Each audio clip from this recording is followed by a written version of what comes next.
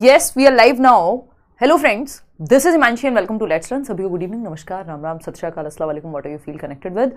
Start करेंगे आज का सेशन। समझेंगे पेडागोजी का एक मॉक टेस्ट मान सकते हो आप इसको, प्रैक्टिस क्वेश्चंस मान सकते हो। उसका है ये सेशन 4 यानी क्लास 4 है। इससे पहले 3 सेशंस हम कर चुके हैं। सभी सेशंस में 30 क्वेश्चंस का एक कंप्लीट सेट है जिसमें मिक्स्ड क्वेश्चंस हैं, यानी वो सारे टॉपिक जो इंपॉर्टेंट होते हैं, जो आ सकते हैं, जो सिलेबस में है सीटेट के, वो सब इसमें शामिल होते हैं। ठीक, सीटेट के अलावा भी आप देख सकते हैं अदर एग्जाम्स के लिए जहाँ पे पेडागोजी आती है, तो जो भी इन टॉपिक से क्वेश्चन आते हैं, बट ये पर्टिकुलरली सीटेट के लिए ही एकदम बिल्कुल नेट पिक करके क्वेश्चंस उठाए जाते हैं। तो स्टार्ट करते हैं, समझते हैं कहानी। पेपर एग्जैक्टली ऐसा आता है, ऐसा हम मान सकते हैं। क्यों? क्योंकि सारे ही टॉपिक्स को इंक्लूड कर लिया जाता है। जैसे कभी पेपर में अगर 2 क्वेश्चन वाइगॉस्की के, 2 पियाजे के, या जिस तरह से बनते हैं उसी तरह से हम सेट बनाने की कोशिश करते हैं। लाइक शेयर सब्सक्राइब आप कर लीजिएगा। नए क्वेश्चन, पुराने क्वेश्चन, अदर एग्जाम्स में आए क्वेश्चन, सब मिलाकर के एक अच्छा सेट बनता है। आउट ऑफ 30 के 30 क्वेश्चन जरूर सॉल्व कीजिएगा, क्योंकि मिक्स एंड मैच करके बहुत अच्छा सा लेवल तैयार करते हैं। ऐसा नहीं है कि सिर्फ मुश्किल क्वेश्चन या सिर्फ आसान क्वेश्चन, ठीक है ना। पीडीएफ मिल जाएगा आपको टेलीग्राम चैनल पे। इससे पहले के जितने भी सेशंस अगर आपने नहीं देखे हैं तो वो आप देख लीजिए। पियाजे, कोहलबर्ग, वाइगॉस्की, डेवलपमेंट, ये सारे टॉपिक्स हम कर चुके हैं। इसके 3 सेशंस कर चुके हैं, ठीक। और कल जो कोहलबर्ग के आंसर वाला पीडीएफ है वो आज ही मैं शेयर कर दूंगी टेलीग्राम चैनल पे, और बाकी पीडीएफ भी, ये वाला पीडीएफ भी विद आंसर्स आपको वहीं मिल जाएगा। ये है सीटेट का बैच जो करियरविल ऐप पर आप जाकर के एनरोल कर सकते हैं। करियरविल ऐप डाउनलोड करके लॉगिन करके वेबसाइट से लीजिएगा, क्योंकि वेबसाइट पे आपको मिलेगा कुछ डिस्काउंट और 20% का जो ऐप में नहीं मिल पाता है। कुछ पॉलिसी ऐसी है गूगल की, ठीक है जी। चलिए खैर आगे बढ़ते हैं। और ये कंप्लीट बैच है जिसमें पेडागोजी मैं डील करती हूँ। फटाफट से आते हैं। एक बहुत ही प्यारा सा क्वेश्चन, हमने सबने पढ़ लिया भाई, पियाजे ने डेवलपमेंट को डिसकंटिन्यूअस कहा है, बट डेवलपमेंट का डिसकंटिन्यूअस होना होता क्या है, ये आज आपसे पूछा जाएगा और आप गलतियां करेंगे, है ना। डिसकंटिन्यूटी यानी अनिरंतरता विकास की है क्या?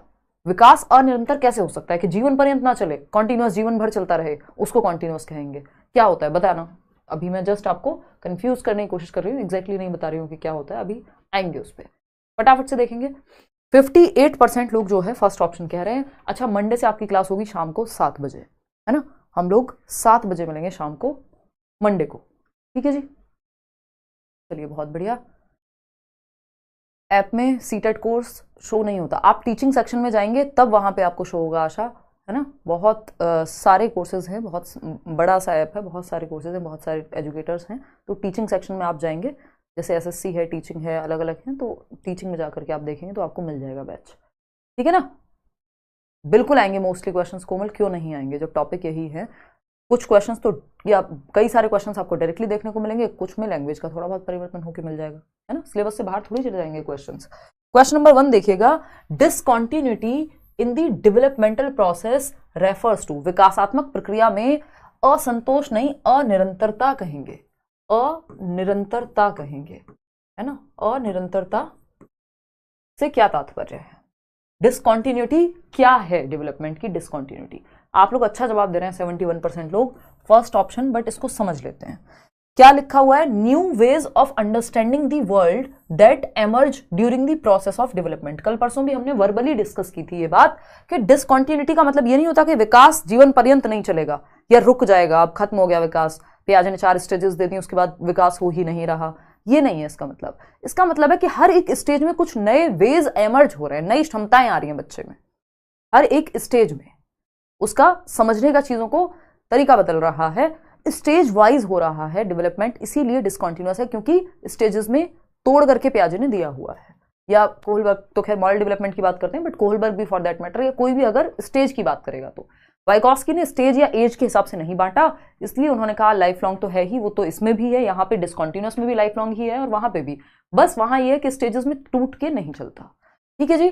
तो new ways of understanding the world that emerges during the process of development, यानी दुनिया को समझने के नए तरीके जो विकास की प्रक्रिया के दौरान, यानी प्रक्रिया मतलब स्टेजेस के दौरान जन्मते हैं, पनपते हैं, जो तरीके एमर्ज होते हैं डेवलपमेंट की प्रोसेस के दौरान, उसको हम डिसकॉन्टिन्यूटी कहते हैं। अभी आएंगे इस पे। सेकेंड ऑप्शन है negative breaks in the developmental process, विकासात्मक प्रक्रिया में नकारात्मक रुकावटें, नेगेटिव ब्रेक आ गई भाई, आगे गया पीछे आया, इसको नेगेटिव कह दिया, नहीं, नेगेटिव ब्रेक को डिसकंटिन्यूटी नहीं कहते। डाउनवर्ड नेगेटिव ट्रेंड के विकास नीचे की तरफ जा रहा है, ह्रास को कह रहे हैं हम, डिक्लाइन को कह रहे हैं, जो बुढ़ापे में होता है, नहीं, डिक्लाइन को नहीं, डेवलपमेंट में सब कुछ शामिल है, इंक्रीमेंट भी और डिक्लाइन भी। Interference in the developmental process, developmental process में बाधा आ गई है, उसको डिसकंटिन्यूटी कह रहे हैं, बिल्कुल भी नहीं। देखिए डेवलपमेंट कॉन्टिन्यूअस होता है और आपको बिना किसी बात के डिसकंटिन्यूअस मानना भी नहीं है, नॉर्मल केस में आपको कॉन्टिन्यूअस ही मानना है ना। तो आपको पता है ये कॉन्टिन्यूटी वर्सेस डिसकंटिन्यूटी की एक बहस है मनोविज्ञान में, डेवलपमेंट कॉन्टिन्यूअस है या कॉन्टिन्यूटी बनाम डिसकंटिन्यूटी, यानी निरंतरता बनाम अनिरंतरता की एक बहस है, ठीक, जिसमें कुछ मनोवैज्ञानिक कॉन्टिन्यूटी की तरफ आते हैं यानी निरंतर मानते हैं विकास को, और कुछ हैं जो अनिरंतर मानते हैं। तो अगर हम कहें कॉन्टिन्यूटी की बात, तो मैंने आपको चार्ट के थ्रू भी समझाया हुआ है, इसमें वाइगॉत्स्की आ जाएंगे जो कि बहुत महत्वपूर्ण है, क्योंकि ये एज स्टेज की बात नहीं करते, और भी कुछ थियरिस्ट हैं बट आपके काम के वाइगॉत्स्की ही हैं उनमें से। अगर मैं डिसकंटिन्यूटी की बात करूं तो जैसे पियाजे कहते हैं भाई इस स्टेज से इस स्टेज में इतना, जन्म से 2 वर्ष में 2 से 7 में ये क्षमताएं, फिर उसके बाद और बड़ी क्षमताएं एमर्ज होंगी या निकल के आएंगी और फिर हाईएस्ट लेवल पे पहुंच जाएंगी। तो ये है डिसकंटिन्यूटी। डिसकंटिन्यूटी का मतलब ये नहीं विकास का होना बंद हो गया है, बट नई नई क्षमताएं अलग अलग स्टेजेस में उभर के आती हैं, ये है अनिरंतरता। एज पर एज या स्टेज अलग अलग चरणों में, यहां पे चरण उतने महत्वपूर्ण नहीं है, यहां कॉन्टिन्यूटी में विकास की प्रक्रिया चल रही है, एज उतनी महत्वपूर्ण नहीं है। तो डिसकंटिन्यूटी का मतलब ये नहीं है कि विकास की प्रक्रिया रुक गई है, लाइफ लॉन्ग नहीं है, नेगेटिव हो गई है, नेगेटिव में जा रही है, नहीं, अलग अलग स्टेज में अलग अलग चीजें एमर्ज हो रही हैं, इसलिए इसको डिसकंटिन्यूटी कहते हैं कि new ways of understanding the world that emerge during the process of development, नए नए तरीके दुनिया को देखने के। जैसे जन्म से 2 वर्ष में बच्चे को क्या लगता है, जो उसके 5 सेंसेस हैं उन्हीं से वो दुनिया देख रहा है और उसको पता है इतना ही होता है, किसी चीज को अगर गर्म चीज पे हाथ लगाया और गर्म है पता लग गया तो अब अगली बार से नहीं लगाना। नेक्स्ट स्टेज में क्या होगा, नेक्स्ट स्टेज में वो निर्जीव को सजीव को निर्जीव समझेगा, है ना, वो इस तरह की और क्षमताएं एमर्ज हो रही हैं उसमें। फिर 7 से 11 में उसके अंदर लॉजिक आ रहा है तो नई क्षमताएं आई, फिर दुनिया को देखने का नजरिया बदल गया, लॉजिक आ गया। फिर अगर हम देखें 11 से 15 में तो अब एब्स्ट्रैक्ट थिंकिंग भी आ गई, जो चीज सामने नहीं है डिडक्टिव थिंकिंग भी आ गई। तो हर स्टेज में कुछ ऐसी क्षमताएं निकल करके आ रही हैं जो पहले नहीं थी, इसीलिए डिसकंटिन्यूअस कह रहे हैं। तो first option is the right answer. Question number 2 देखिएगा फटाफट से और जवाब दीजिएगा पोल में। क्या कहता है क्वेश्चन नंबर 2? फटाफट बताएंगे। क्वेश्चन नंबर 2 कहता है, असर्शन है यानी कथन है और कारण है। A teacher should use the discussion method hands on material in her class, यानी एक शिक्षक को अपनी कक्षा में चर्चा पद्धति यानी डिस्कशन, चर्चा जैसे मैं और आप करते हैं, इस्तेमाल में लाना चाहिए, एंड हैंड्स ऑन एक्टिविटीज या हैंड्स ऑन मटेरियल को भी यूज करना चाहिए। जैसे कोई आपका टीचिंग लर्निंग कोई चार्ट हो सकता है, ग्लोब हो सकता है, कोई और आपका इस तरह का कोई 3D मॉडल हो सकता है। मान लीजिए मैंने कहा देखो ये एक पेन है, तो वो पेन क्या है, एक मटेरियल बन गया। हैंड्स ऑन एक्टिविटी आप कोई करा सकते हैं, बच्चे से एक्सपेरिमेंट करा के सिखा सकते हैं। बात तो सही है, बच्चा एक्टिव रहेगा इसमें, बिल्कुल सही बात है। रीजन क्या है, in a constructivist classroom learners build the knowledge on their own, यानी रचनावादी कक्षा में शिक्षार्थी स्वयं का ज्ञान सृजित करते हैं, यानी बच्चा एक्टिव होकर के नॉलेज को बिल्ड करता है। और ये रचनावाद है, कंस्ट्रक्टिविज्म है, जहां टीचर बच्चे को एक्टिव रखेगा डिस्कशंस के माध्यम से, टीचिंग लर्निंग मटेरियल्स का इस्तेमाल ऐसे, जहां हैंड्स ऑन एक्टिविटी बेसिकली बच्चा एक्टिव है। तो ये बात भी सही है, कोई दिक्कत नहीं है। तो इन्होंने कहा टीचर को डिस्कशन करना चाहिए, हैंड्स ऑन एक्सपेरिमेंट कराने चाहिए, मटेरियल लेके आना चाहिए, और एक कंस्ट्रक्टिविस्ट क्लासरूम में क्या है, लर्नर्स बिल्ड करते हैं नॉलेज अपने आप से। जब उनको मटेरियल मिल जाएगा, माहौल मिल जाएगा, डिस्कशन मिल जाएगा, नॉलेज को बिल्ड कर लेंगे, एक्टिवली नॉलेज को कंस्ट्रक्ट कर देंगे, ज्ञान के सक्रिय निर्माता बन जाएंगे, जो पियाजे वाइगॉत्स्की दोनों कह रहे हैं। तो both A and R are true and R is the correct explanation of A. इसका जवाब आप लोग दे भी सही रहे हैं, 84% लोग। क्वेश्चन नंबर 3 देखिएगा फटाफट से। क्वेश्चन नंबर 3 क्या कहता है भाई? क्वेश्चन नंबर 3 कहता है, अच्छा क्वेश्चन है, ध्यान से पढ़ना, अभी लॉरेंस कोहलबर्ग और ये सब कराए हैं आपको, तो इनमें गलती नहीं होनी चाहिए। फटाफट से बताएंगे क्या कहता है ये सवाल, फटाफट से बताएंगे। एक तो आजकल कुछ भी हुए जा रहा है, देखना एक बार, फटाफट से जवाब दो। डी फॉर डेलिशियस, बहुत बढ़िया जी। देखिएगा, अगर हम बात करें according to Lawrence Kohlberg, what is the primary basis for 7 to 8 year old children's moral decision. Lawrence Kohlberg के अनुसार 7 से 8 वर्ष के बच्चों के नैतिक निर्णय का प्राथमिक आधार क्या है? बेसिस क्या होता है? 7 से 8 साल का बच्चा नैतिक निर्णय लेने के लिए आधार क्या लेगा, है ना? वो पुजवा वाला एग्जाम्पल दिया था ना कल, तो तो 7 से 8 साल का बच्चा क्या लेगा आधार, उसके लिए सही और गलत क्या होगा, किस बेसिस पे निर्धारित होगा। तो हमें पता है 3 स्टेजेस हैं, एक है आपकी प्री कन्वेंशनल, दूसरी है कन्वेंशनल, यानी 3 लेवल हैं, और फिर है पोस्ट कन्वेंशनल। तो हमें पता है जब हम बात कर रहे हैं 7 से 8 वर्ष की, तो ये बच्चा कहीं इधर आएगा। लेस देन 10 ईयर्स का बच्चा है, 4 से 10 वर्ष के बीच का बच्चा प्री कन्वेंशनल में आता है, कल भी हमने बात की थी। फिर कन्वेंशनल में 10 से 13 वर्ष के बीच का बच्चा आएगा, इसमें 13 प्लस या 13 से 16 के बीच का बच्चा या व्यक्ति आ जाएगा। ठीक है, इतनी बात क्लियर है। तो अब यहां पे हमें पता है कि 7 से 8 वर्ष का बच्चा वैसे भी प्राइमरी क्लास में होगा, तो वो पहली ही स्टेज में आएगा प्राइमरी का बच्चा। ठीक है ना, तो ये क्या हो जाएगा, पनिशमेंट एंड ओबीडियंस को ध्यान में रख करके वो डिसीजन लेगा। सजा और आज्ञाकारिता, अगर किसी चीज से सजा मिल रही है तो वो काम गलत है, आज्ञा मान रहे हैं और सजा नहीं मिल रही है तो वो काम सही है। तो वो दंड से बचने के लिए आज्ञा का पालन करता है। सिंपल बात, पहली ही स्टेज है, पहला ही लेवल है। क्लियर है। ये सारे अगर हम देखें social order maintaining 4th stage है, तो यहां तो वो 7 से 8 का बचेगा नहीं, वो तो 10 से 13 के बीच में होगा। अगर हम सोशल कॉन्ट्रैक्ट मेंटेनेंस की बात करें तो ये 5th पे चली जाएगी बात। ठीक है ना। फिर अगर हम बात करें यूनिवर्सल एथिकल प्रिंसिपल की, तो ये तो भाई 6th पे चली जाएगी, तो ये तो बनता ही नहीं है। फिर 3rd ही ऑप्शन बच जाता है 7 से 8 वर्ष के बच्चे के लिए। क्वेश्चन नंबर 4 देखना एक बार फटाफट से, क्या कहता है क्वेश्चन नंबर 4। क्वेश्चन नंबर 4 कहता है the developmental theorist who view process of development as having substantial plasticity। अच्छा क्वेश्चन है ये, जिस साल से पेपर ऑनलाइन हुआ तब से पूछा जाने लगा। मैंने हालांकि बड़े बैचेस में इस तरह की चीजें कराई हैं, प्लास्टिसिटी हम करते थे। तो अगर हम बात करें who view process of development as having substantial plasticity throughout life are likely to emphasize the importance of। पिछले 2 बार से ये क्वेश्चन देखने को नहीं मिल रहा है, लेकिन ऑनलाइन के कई शिफ्ट्स में, पेपर 1 पेपर 2 दोनों में, जब पेपर ऑनलाइन था 2 साल, तो ये पूछा जा चुका है। तो इसलिए इसको ध्यान से समझना है ना। प्लास्टिसिटी पे क्वेश्चन पूछा जा सकता है। ऐसे कई कॉन्सेप्ट्स हैं जो हम पहले से करते आ रहे थे और सीटेट में नहीं आते थे और बाद में आना शुरू हुए, तो क्योंकि वो सिलेबस के आसपास की चीज थी, तो इसलिए। तो अगर हम देखें विकासवादी सिद्धांतकार जो विकास की प्रक्रिया को जीवन भर पर्याप्त प्लास्टिसिटी के रूप में यानी नमनीयता के रूप में देखते हैं, वे निम्नलिखित में से डैश के महत्व पर जोर देने की संभावना रखेंगे। किस पे? तो 74% लोग सही जवाब दे रहे हैं एनवायरमेंट एंड एक्सपीरियंस पे। क्यों है जी ऐसा, बताइए एक बार। अगर हम देखें प्लास्टिसिटी का कॉन्सेप्ट, पहले प्लास्टिसिटी का कॉन्सेप्ट समझते हैं, तब जाकर के बात बन पाएगी यहां पे। अगर हम प्लास्टिसिटी की बात करें तो इसको ब्रेन प्लास्टिसिटी या न्यूरोप्लास्टिसिटी कहते हैं। मैंने फर्स्ट डे भी जो इवन क्या कहेंगे उसको, डेमो वाली जो क्लास है यूट्यूब पे, उसमें भी बताया हुआ है कि development is plastic in nature. यानी डेवलपमेंट जब हम कहते हैं ये मॉडिफिएबल होता है, प्लास्टिक होता है, लाइफ लॉन्ग होता है। ब्रेन प्लास्टिसिटी यानी मस्तिष्क नमनीयता या फिर न्यूरोप्लास्टिसिटी भी इसको कह देते हैं, यानी न्यूरॉन्स में प्लास्टिसिटी है आपके ब्रेन के, न्यूरोप्लास्टिसिटी। ठीक है। ये कैसे होता है? एबिलिटी तो जेनेटिक है अगर हम देखें तो, फिर हम एनवायरमेंट पे क्यों जोर दे रहे हैं? किसी के मन में ये सवाल नहीं आया है? अगर हम देखें ये बेसिकली आपके लिख देती हूँ हिंदी में भी, कई लोगों को चक्कर आ जाते हैं अंग्रेजी के टर्म्स देख के। मस्तिष्क नमनीयता यानी आपका जो मस्तिष्क है उसमें नमनीयता है, यानी लचीलापन है, फ्लेक्सिबिलिटी है अगर मैं कहूं तो, है ना। एक वैसे भी जिलेटिन टाइप हम कहते हैं कि ये क्या है, एक जेली के टाइप का मटेरियल है जो ब्रेन है और चेंज होने की क्षमता रखेगा, प्लास्टिक इन नेचर है। ठीक। अगर हम यहाँ पे ब्रेन प्लास्टिसिटी की बात कर रहे हैं, इसकी बात करते हैं, ब्रेन प्लास्टिसिटी की जब हम बात करते हैं तो ब्रेन प्लास्टिसिटी या न्यूरोप्लास्टिसिटी यानी आपके ब्रेन में मिलियंस बिलियंस न्यूरॉन्स हैं जो स्पार्क कर रहे होते हैं, है ना, टकरा रहे होते हैं एक दूसरे से, और ब्रेन में आपकी क्षमता होती है लाइफ लॉन्ग चेंज होते रहने की। इसी को ब्रेन प्लास्टिसिटी या न्यूरोप्लास्टिसिटी कहते हैं कि ब्रेन फ्लेक्सिबल है, चेंजेस उसमें आते रह सकते हैं। ठीक। और ये ऐसा क्यों कर पाता है ब्रेन? क्योंकि हमारे जीनोटाइप में एक क्षमता है। जीनोटाइप फिनोटाइप हम समझते हैं, सीटेट के लेवल पर मैं नहीं बताती हूं, बट थोड़ा सा आइडिया दे देती हूं। जीनोटाइप होता है जो आपका जेनेटिक पूरा कोड है कि इंसान का बच्चा इंसान और हाथी का बच्चा हाथी या कुत्ते का बच्चा कुत्ता।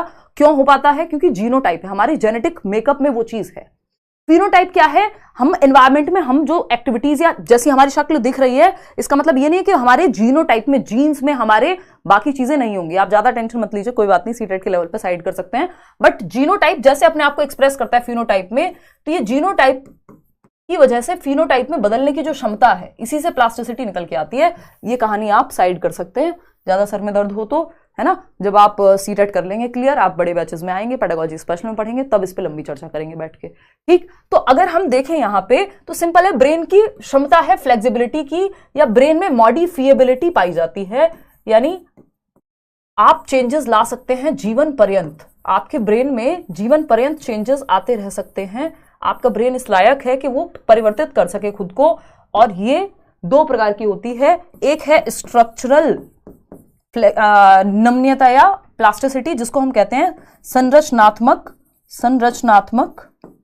नम्यता, और दूसरी होती है आपकी फंक्शनल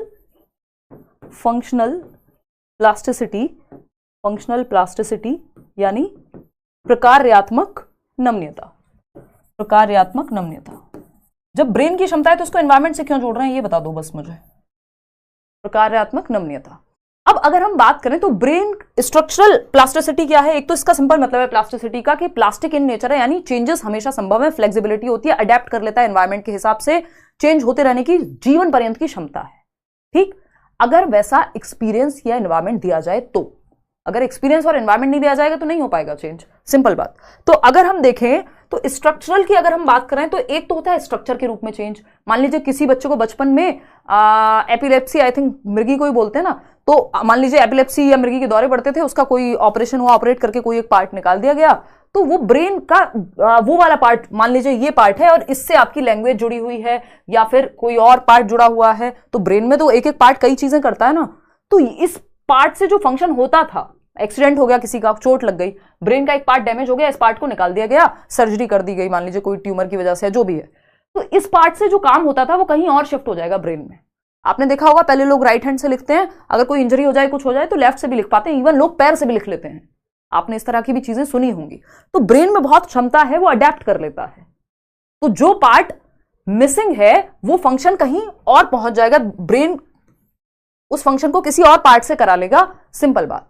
स्ट्रक्चर क्या है, जैसा आप एक्सपीरियंस करते हैं, जैसा आपको अनुभव होता है जीवन में, वो अनुभव आपके ब्रेन के स्ट्रक्चर को, उसकी संरचना को भी परिवर्तित करता है। अगर आप बहुत ज्यादा स्ट्रेस में, डिप्रेशन में, ट्रॉमा में बचपन में या बड़े होकर भी अगर कोई बहुत सीवियर दिमाग की समस्या आपको हो गई, तो ये आपके ब्रेन के स्ट्रक्चर तक को चेंज करेगा। हम कहते हैं ना, वो सुना होगा आपने कि मेडिटेशन से जो हमारा एमिगडाला है, मतलब जो स्ट्रेस वाला एरिया है जो ब्रेन में इमोशंस को कंट्रोल करता है, वो आपका मैं एग्जैक्ट टर्म याद नहीं कर पा रही हूं, वो कम हो जाता है over the period of time उन लोगों में जो बहुत लंबे समय तक मेडिटेटिव स्टेट में है या मेडिटेशन करते हैं।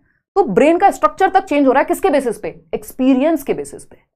कुछ बूढ़े लोग आज भी फोन बढ़िया से चला लेंगे, कंप्यूटर बढ़िया से चला लेंगे, अगर चाहे तो वो जीवन भर एक्सरसाइज करके अच्छी बॉडी बना के रखे हुए हैं, ठीक। और कुछ लोग नहीं चला पाते, क्यों? क्योंकि हमने एनवायरमेंट के हिसाब से ब्रेन को चेंज किया ही नहीं। ब्रेन में क्षमता है चेंज होने की, हमने नहीं किया।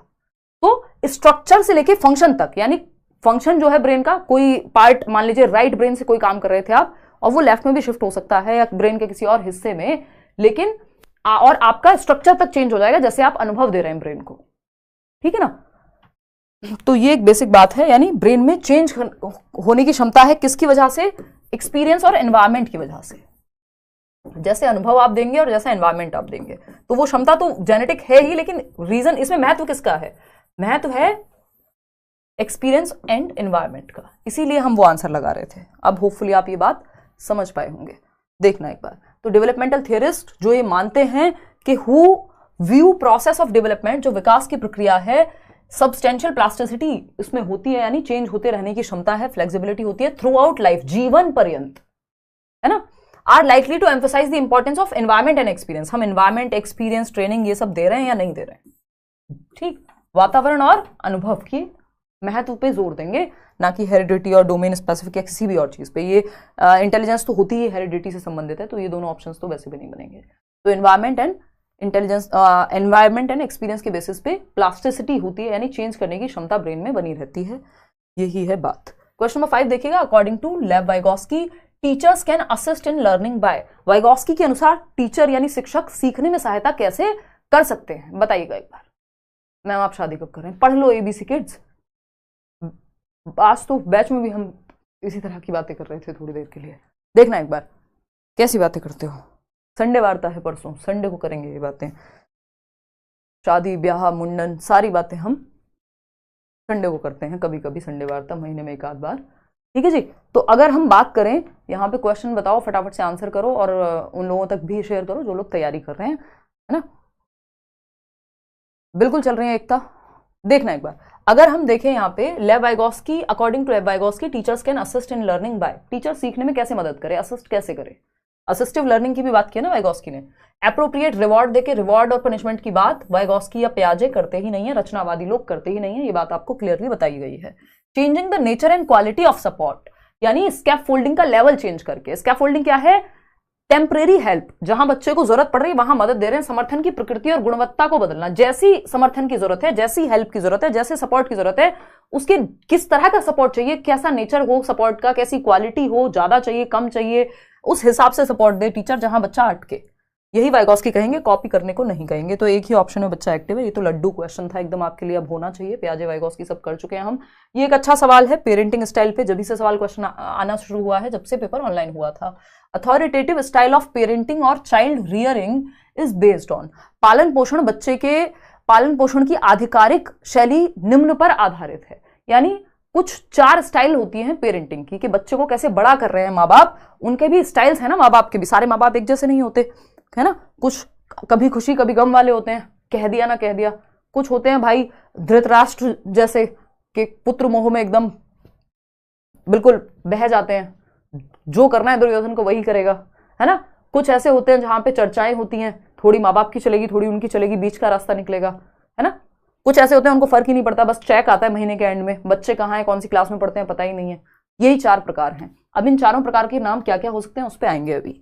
तो अथॉरिटेटिव स्टाइल, देखिए अगर आपसे क्वेश्चन ऐसे पूछ ले कि which is the best style of parenting, तब भी आप जवाब यही देंगे, अथॉरिटेटिव या आधिकारिक शैली जो है, it is the best parenting style existing there, ठीक, which exist. Engage in joint decision making wherever possible.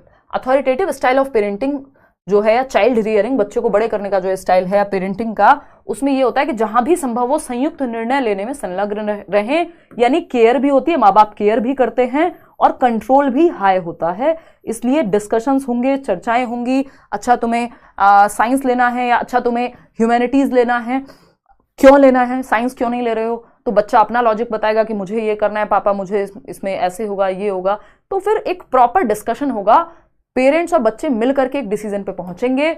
Decision making में पेरेंट्स और बच्चे दोनों इन्वॉल्व होते हैं। ये वैसी सी ही बात है जैसी बात कौन सा आर माधवन का कैरेक्टर नहीं है 3 इडियट्स में, जब वो अपने पापा को जाके कहता है कि पापा क्या हो गया अगर मैं फोटोग्राफी करूंगा, थोड़ा कम कमाऊंगा, छोटा घर होगा, छोटी गाड़ी होगी, बट मैं खुश तो होऊंगा, है ना।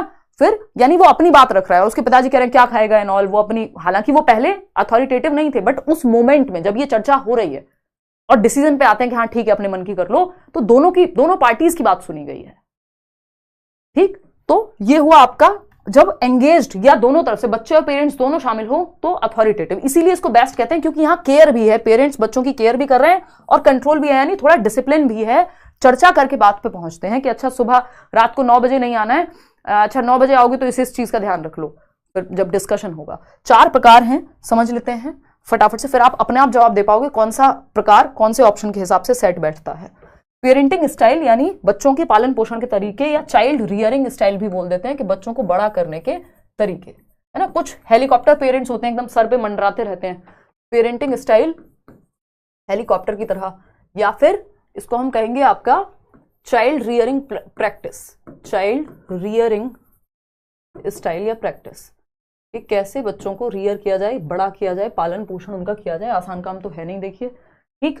तो ये मत पूछ लेना मैम कितने बच्चे हैं, जो पता है आपको, हम देखे हैं दुनिया में, हमको पता है। देखिए एक बार, तो अगर हम बात करें यहाँ चाइल्ड रियरिंग की, तो मुख्य रूप से 4 प्रकार हैं। एक है आपका बेस्ट प्रकार को समझे, बेस्ट नहीं वर्स्ट पे चलते हैं, अथॉरिटेरियन पेरेंटिंग। ये अथॉरिटेटिव से बस अथॉरिटेरियन पेरेंटिंग स्टाइल। अथॉरिटेरियन कैसे होते हैं भाई, कह दिया ना कह दिया वाली बात होती है यहाँ पे, है ना। केयरलेस, कंट्रोल ज्यादा। मास्टर जी हड्डी हड्डी छोड़ देना, खाल खाल आपकी हड्डी हमारी, है ना। वो वाले माँ बाप होते थे ना आज से 2 जनरेशन पहले या 1 जनरेशन पहले, ठीक। तो कंट्रोल बहुत ज्यादा है, डिसिप्लिन जरूरत से ज्यादा है बच्चे पे, लेकिन केयर कम है।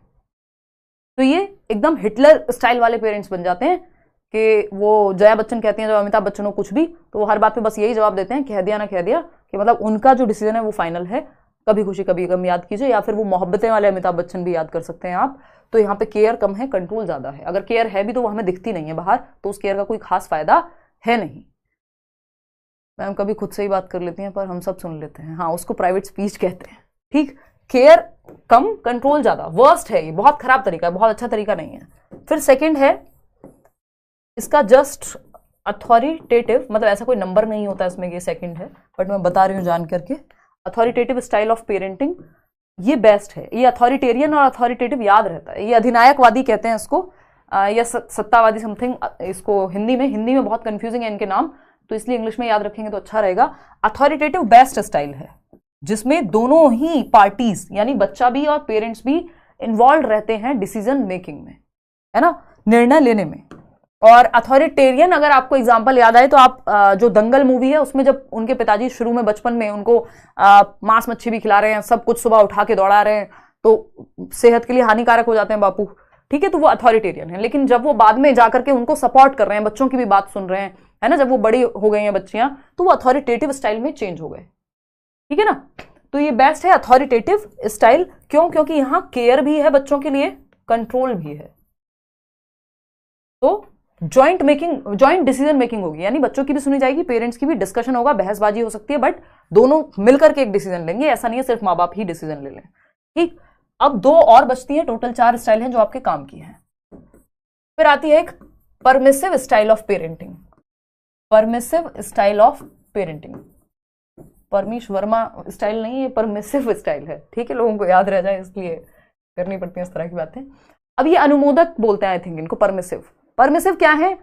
जो हमारे बच्चे कहते हैं, धृतराष्ट्र टाइप के माँ बाप हैं बिल्कुल, जो ऐसे महाभारत में दिखाया गया था धृतराष्ट्र को, है ना, कि बिल्कुल पुत्र मोह में अंधे हैं, ठीक, कि गलतियां नहीं दिखती इनको अपने बच्चों की, गलत कर रहे हैं फिर भी इनकी हिम्मत नहीं है कि ये कह दें कि भाई रहने दो, गलत नहीं करो, है ना, इनकी बस का ही नहीं है, इनसे होता ही नहीं है, बिल्कुल परेशान हो जाएंगे अंदर से, मतलब वो अथॉरिटी बच्चों के पास है कहीं ना कहीं, तो ये जो बच्चे कहते हैं वो मान लेते हैं।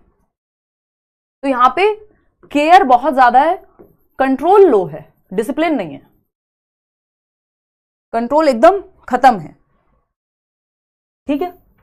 आगे बढ़े, नेक्स्ट है नेग्लेक्टफुल पेरेंटिंग स्टाइल, ये लास्ट है, नेग्लेक्टफुल स्टाइल ऑफ पेरेंटिंग, ठीक है। अब नेग्लेक्टफुल में क्या होता है? नेग्लेक्ट जैसा कि आप समझ रहे हैं, अवॉइडेंट है माँ बाप, यानी माँ बाप को पता ही नहीं बच्चा कौन सी क्लास में पढ़ता है, क्या नाम है उसका, कहाँ रहता है, कौन से स्कूल में जाता है ना, कुछ नहीं पता। हाँ, ओवर पैम्परिंग है ये परमिसिव वाले। नेग्लेक्टफुल वालों को पता ही नहीं है, मुझे वो मूवी याद नहीं आ रही कौन सी मूवी थी, हाँ अभी जो आई थी इस पे एनिमल में इतना बवाल हुआ था, है ना, तो मतलब है वो बवाल के लायक, ऐसा नहीं है कि नहीं है, बट कुछ चीजें उन्होंने कोशिश की है कि हाँ ठीक ठीक करने की। तो अपने पिताजी को कहता है आपको पता भी था मैं अमेरिका में कौन से कॉलेज में पढ़ रहा था, कहाँ रह रहा था, ये वो। तो ये वो वाले माँ बाप हैं जो नेग्लेक्टफुल ही रहते हैं बच्चों के प्रति, बच्चे कुछ बड़ा कांड कर देते हैं तब इनको पता चलता है अच्छा ओ ओके, है ना। तो केयर यहाँ पे लो है, कंट्रोल भी लो है, कंट्रोल भी क्या है, लो है। तो ये नेग्लेक्टफुल पेरेंट्स हैं, इनके लिए माँ बाप का मतलब है समय पे महीने में चेक आ जाता है या अकाउंट में पैसे आ जाते हैं, माँ बाप सिर्फ एटीएम कार्ड हैं। तो क्योंकि माँ बाप को भी बहुत ज़्यादा पड़ी नहीं है, जैसे वो मूवीज में दिखाते हैं अमीरों के बच्चे, है ना, तो ये नेग्लेक्टफुल स्टाइल है, ये बच्चों पे ध्यान ही नहीं देते, ना केयर है ना कंट्रोल है, ठीक। बेस्ट क्या है? बेस्ट वही है अथॉरिटेटिव स्टाइल, कि पेरेंट्स और टीचर बच्चे और पेरेंट्स मिल करके एक कंक्लूजन पे पहुंचे। तो अब आप बता पाएंगे अगर मैं आपसे पूछूं making decisions for the child, बच्चे के लिए डिसीजन किस में लिया जाएगा, अथॉरिटेटिव में या अथॉरिटेरियन में? तो ये अथॉरिटेरियन है, क्योंकि कंट्रोल ज्यादा है, केयर भी है लेकिन कंट्रोल ज्यादा है, केयर कम है कंपैरेटिवली। तो ये अथॉरिटेरियन पेरेंट्स हैं, हिटलर वाले, कह दिया ना कह दिया वाले। Not listening to a child's point of view, ये भी अगेन अथॉरिटेरियन ही है, इन्हें भी कोई पड़ी नहीं है, और ये नेग्लेक्टफुल में भी हो सकता है कि वो सुनते ही ना हो। Make unreasonable demands from the child, ये भी अथॉरिटेरियन ही है, ठीक है जी, इतनी बात क्लियर है? धन्यवाद रागिनी। हाँ चलिए, तो आगे बढ़े, इंटेलिजेंस और भाषा विज्ञान के भी क्वेश्चंस करा दीजिए, करा देंगे, अब बैच में इंटेलिजेंस कंप्लीट हो गया है तो आपको करा देंगे, कोई दिक्कत नहीं है। तो अगर हम बात करें तो ये सिंपल है, जब डिसीजन मिलकर के जॉइंट डिसीजन मेकिंग हो रही है तो ये अथॉरिटेटिव है और बेस्ट स्टाइल है, फोर्थ ऑप्शन। क्वेश्चन नंबर 7 देखिएगा फटाफट से, ये क्या कहता है भाई? क्वेश्चन नंबर 7 ये कहता है the nature of relationship between development and learning is viewed by Lev Vygotsky as having which of the following characteristics. Vygotsky के अनुसार विकास और अधिगम के बीच में संबंध, ये आपको कराया था मैंने उस दिन वाइगोत्स्की डिस्कस करते हुए। तो विकास और अधिगम के बीच संबंध की प्रकृति को पहचानना है और सही ऑप्शन का जवाब सही जवाब को ऑप्शन के रूप में देना है। फटाफट से बताइएगा, दिमाग से समझ के दिल से पढ़िए राजीव, काम बन जाएगा क्योंकि सिलेबस के अकॉर्डिंग भी पढ़ना है। You are my favourite ma'am, धन्यवाद जी अंकिता, आंसू आ जाएंगे इतनी तारीफ सुन के। फटाफट से बताओ, 5236 लोग देख रहे हैं क्या? 415 क्यों दिखा रहे हैं मुझे लाइक्स? लाइक वाइक करना भूल जाते हो, हम कहना भूल गए हैं तो आप करना भूल गए हैं। अभी हमारा ध्यान गया, हम 50 लाख होने वाले हैं। अभी कुछ दिन पहले कोई कह रहा था तब हमारा ध्यान नहीं था। देखिएगा, अगर हम बात करें 60% लोग कह रहे हैं थर्ड ऑप्शन डेवलपमेंट और लर्निंग। वाइगोत्स्की के अकॉर्डिंग लीनियर तो हो ही नहीं सकते, कोई भी प्रोसेस लीनियर या सीधी रेखा में नहीं होती, स्पाइरल होती है, आगे पीछे वर्तुलाकार होती है, रैखिक नहीं होती, स्थिर नहीं हो सकते, है ना, स्टैटिक नहीं हो सकते, रुके हुए थोड़ी रहेंगे दोनों।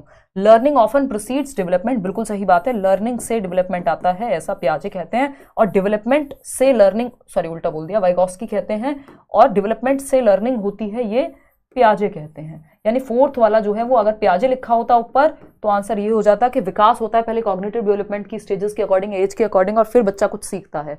यहाँ पे पहले आप सीखते हैं, आपने भाषा को सीखा और फिर आप अपनी समझ को बेहतर कर रहे हैं, यानी लर्निंग से डेवलपमेंट हो रहा है।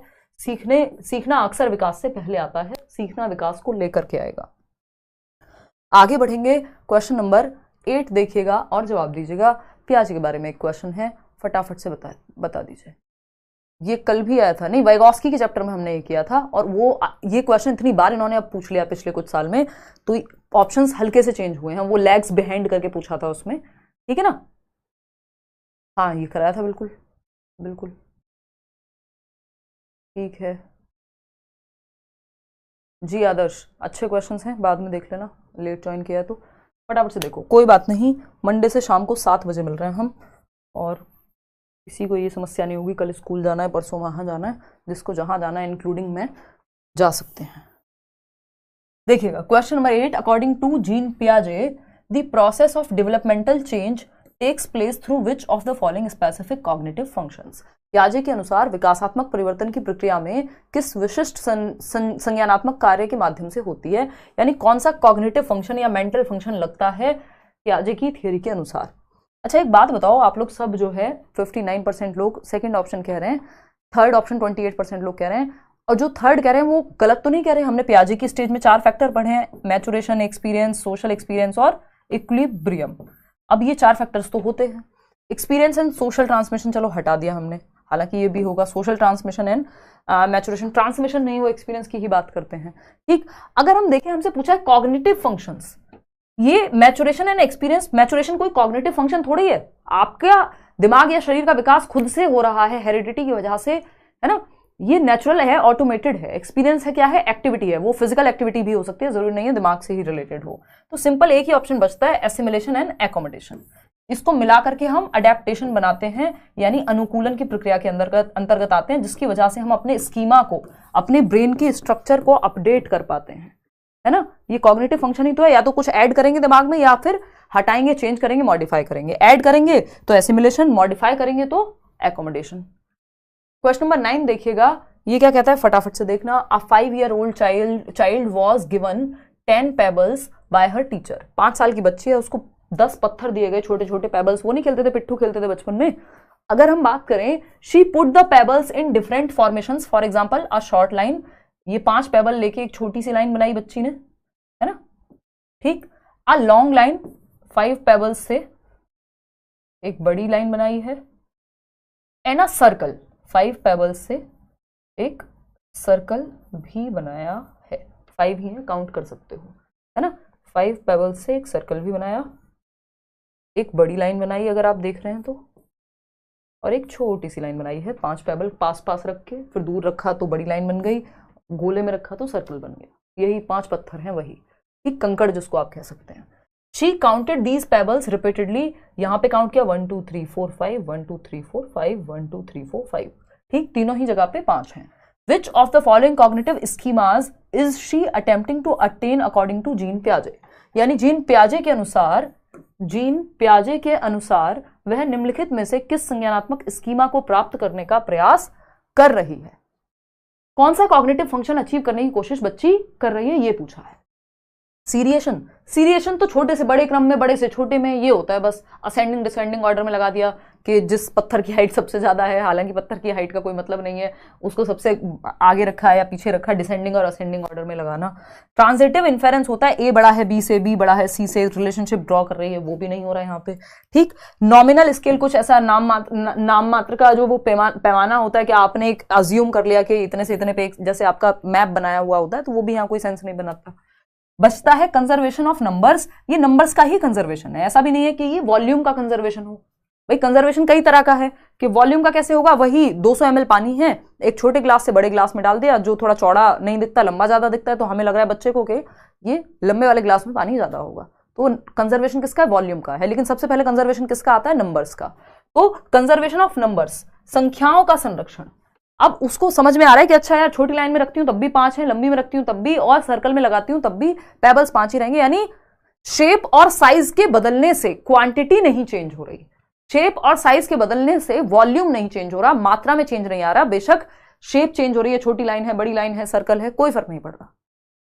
तो ये कंजर्वेशन है, संरक्षण है, जो 7 से 11 वर्ष में कॉन्क्रीट ऑपरेशनल स्टेज में आता है। पियाजे की 3rd स्टेज है। क्वेश्चन नंबर 10 देखिएगा, a progressive educator need to embody which of the following attributes within a classroom. Progressive educator या फिर प्रोग्रेसिव स्कूल्स को और क्या कहा गया था, लैब स्कूल्स कहा गया था, पूछा जा सकता है, ध्यान रखिएगा। या यूनिवर्सिटी एलिमेंट्री स्कूल्स भी कहा गया था। इसके अलावा अगर हम बात करें तो जॉन डुई ने लर्निंग बाय डूइंग की बात की थी। शिकागो में, अमेरिका के शिकागो में ये स्कूल्स खोले गए थे, है ना। तो अगर हम बात करें तो यहाँ पे आपको पता है कि प्रेजेंट के लिए शिक्षा दी जाती है, यानी बच्चा प्रेजेंट लाइफ के लिए सीखे। एजुकेशन इज लाइफ इटसेल्फ, ऐसा कहा है जॉन डुई ने, यानी शिक्षा जीवन है अपने आप में। उसका मतलब क्या है ये भी पूछ लेता है, उसका मतलब है प्रेजेंट लाइफ के लिए सीखना। आज जो हमें कोई समस्या हो रही है यदि, तो बच्चा उस समस्या का समाधान निकाल सके, सोशल स्किल्स सीख सके, सामाजिक कौशल सीख सके, प्रेजेंट प्रॉब्लम्स को सॉल्व कर सके, पॉल्यूशन की समस्या है कैसे सॉल्व करें, इस तरह के मुद्दे बच्चों को रियल लाइफ से जोड़ के सिखाओ बेसिकली। तभी कहा गया education is life itself, John dewy के द्वारा। देखना एक बार, 3rd ऑप्शन कह रहे हैं कितने, 65% लोग। एम्पैथी हाँ होनी चाहिए, एम्पैथी टीचर में। Control not necessarily. Discipline control बात बराबर ही हो गई। Empathy realness care, empathy realness control. तो एम्पैथी रियलनेस केयर, रियलनेस होगी तो उस हिसाब से बच्चे अपने आप मैनेज हो जाएंगे। वास्तविकता होनी चाहिए, यानी प्रेजेंट के लिए सिखाए टीचर। केयर हो, एम्पैथी हो, एम्पैथी क्या है, खुद को दूसरे की जगह रख के देख पाना, ठीक। अगर आपका ब्रेकअप जीवन में नहीं हुआ है कभी, तो बहुत मुश्किल है कि आप एम्पैथाइज कर पाएंगे किसी व्यक्ति से जो कमेंट्स में ये लिख रहा हो कि हाय रे मेरा ब्रेकअप हो गया, रो रो के उसने घर को भर के रखा हुआ हो, घर वालों को पता ना हो बेशक, लेकिन एम्पैथाइज कौन कर पाएगा, समानुभूति कौन कर पाएगा, उसके शूज में खुद को रख के कौन देख पाएगा, जिसने कभी एक्सपीरियंस किया हुआ है ना। बाकी लोग तो सिर्फ यही कहेंगे अरे क्या होता है ब्रेकअप, कुछ नहीं होता, ठीक है ना। तो ये एम्पैथी चाहिए टीचर में हमें, कि जो खुद को बच्चे के स्थान पर रख के देख पाए, ठीक। चलिएगा क्वेश्चन नंबर 11 देखो, देखना कंट्रोल यहां पे बुरा नहीं होता अगर ऑप्शन उस तरह से दिया होता तो ऑप्शन उस तरह से है नहीं, तो हमारे पास बेस्ट ऑप्शन वही है कि हम एम्पैथी, केयर और रियलनेस की बात करें।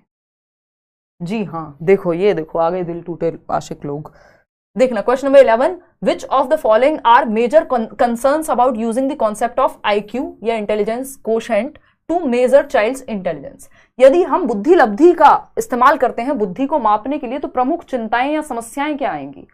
भाई IQ को कई लोग बिल्कुल मना कर देते हैं, जैसे मल्टीपल इंटेलिजेंस वाले जो हार्वर्ड गार्डनर हैं, उन्होंने साफ साफ कह दिया भाई IQ कुछ काम का नहीं है, ये सब बच्चे को परेशान करने के तरीके हैं, और IQ ही सब कुछ नहीं है। अगर IQ ही सब कुछ होता तो अगर हम बात करते हैं थॉमस एल्वा एडिसन की, उनको स्कूल से निकाल दिया गया था क्योंकि टीचर्स को लगा इसमें बुद्धि है नहीं, फिर उन्होंने कमाल किया। कोई क्या लगता ही है मैम आपको, हुआ पूछा जी आपसे। आ जाओ इधर, क्वेश्चन नंबर 11 देखो, सेकंड ऑप्शन है 53% लोग। देखना एक बार, इंस्टेबिलिटी ऑफ स्कोर। अच्छा, तभी मैं एम्पैथाइज कर पाती हूँ आप लोगों से, वाह बहुत बढ़िया। स्कोर की अस्थिरता, यानी इंस्टेबिलिटी ऑफ स्कोर हो सकती है कि स्कोर ऊपर नीचे अलग अलग टेस्ट के माध्यम से अलग अलग स्कोर आ सकते हैं, पॉसिबिलिटी है। कल्चर बायस होता है, हाँ कल्चर बायस होता है। कुछ आईक्यू टेस्ट ऐसे हैं जो वेस्टर्न कंट्रीज के हिसाब से बनाए गए हैं, तो उसमें कल्चर बायस पाया जाता है कि वो अगर कोई अमेरिका में रहता है और वहां का कोई टेस्ट है तो वो वहां ज्यादा स्कोर कर पाएगा, बजाय कि कोई एशियन जो है जाकर के इंडियन कोई उसको टेस्ट को दे या किसी और कंट्री का। तो उसमें सवाल क्योंकि उसी तरह के हैं। कुछ टेस्ट कल्चर फ्री होते हैं, जैसे रावण का मैट्रिक्स है, तो ये एक बात हुई। प्रोडक्ट ओरिएंटेडनेस, कि इनका ध्यान ही सिर्फ नंबर पे है, प्रोसेस पे है ही नहीं कि बच्चा सीखता कैसे है, कैसे वो अपनी क्षमताओं को बढ़ा सकता है। लेबल करने पे है ध्यान, बिल्कुल सही है। बच्चे पे ठप्पा लगा दो, ये बेस्ट है, ये है, चारों ही बातें सही है कि ये नुकसान है आईक्यू टेस्ट के या प्रॉब्लम्स हैं आईक्यू टेस्ट के साथ। क्वेश्चन नंबर 12 देखिएगा और जवाब दीजिएगा। ये क्या कहता है? An experience of intrapersonal intelligence within a classroom according to Howard Gardner. अंतः व्यक्तिक बुद्धि की बात की है। इंट्रापर्सनल इस केस में इंग्लिश में जरूर देख लेना, कई बार अंतर लिख देता है, कई बार अंतर लिख देगा, जबकि अंतर का मतलब 2 या 2 से अधिक लोग होते हैं, ठीक है ना। अंतर मतलब खुद, तो इंट्रापर्सनल मतलब सेल्फ, इंट्रा मतलब सेल्फ, इंटर मतलब 2 या 2 से अधिक लोग, इंटर स्टेट, इंटरनेशनल, क्या है ये? 2 या 2 से अधिक स्टेट्स या 2 या 2 से अधिक देशों के बीच में कोई फ्लाइट जा रही है तब हम उसको इंटरनेशनल फ्लाइट कह रहे हैं। इंट्रा क्या है? इंट्रापर्सनल मतलब इंट्रा मतलब सेल्फ, खुद में झांकना। इंटर मतलब 2 या 2 से अधिक, दूसरों में झांकना, अदर्स। इंटर मतलब अदर्स और इंट्रा मतलब यहां सेल्फ की बात हो रही है। तो 2 प्रकार की बुद्धि है जो एक जैसी है। वैसे तो टोटल 8 प्रकार हैं, जो हार्वर्ड गार्डनर ने 8 प्रकार बताए हैं बुद्धि के। इंटर मतलब दूसरों के फीलिंग्स, मोटिव्स को समझ पाना, तो इंटरपर्सनल इंटेलिजेंस हो गई।